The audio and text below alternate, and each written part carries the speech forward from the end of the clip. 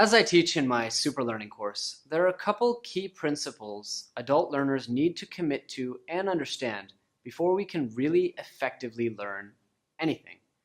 Among those, it's really important that we understand why we're learning a given skill or subject. Beyond that, we need to actually understand the practical application of our knowledge. That is to say, we need to envision how we're actually going to use this knowledge. This simple fact is the reason that you probably don't remember trigonometry from high school anymore. These are just two of the 6 principles required for adult learning, but you can leave the other 4 to me for now and be safe in the knowledge that I've built these strategies into each one of my online courses. In any case, these 2 factors are important enough to justify starting out our course with a little bit of homework.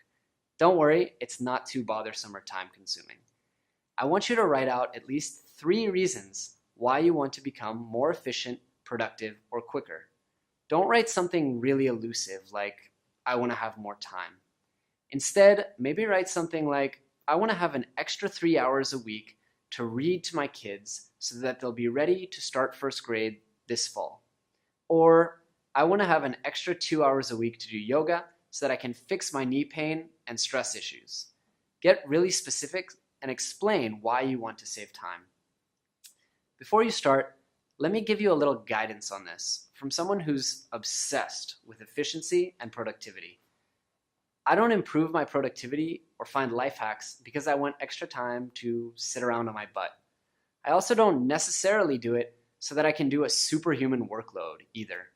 Personally, I do it so that I can fill my life with other things that are meaningful and enjoyable, and which can't or shouldn't be optimized or hacked for efficiency.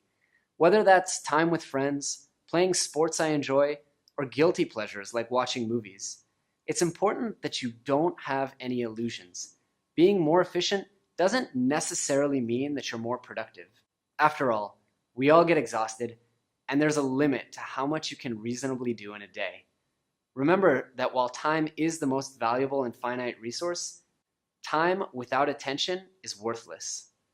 What I ask of you is that you don't use these skills to work yourself to death. Use them to make time for things that are meaningful and enjoyable in your life. If that's working more, I have no problems with that. But if it's not, respect yourself enough to acknowledge that fact. Okay, with the touchy-feely part out of the way, the next mini assignment is to identify 3 to 5 areas where you feel you could save time. This will help in setting a goal and focus area for you. But it's also something interesting for me to understand as I improve the course in the future. The next lecture is going to be a PDF syllabus and a downloadable file of hyperlinks. Don't just skip over that. Download and save both of them and import them into your bookmarks on your browser of choice.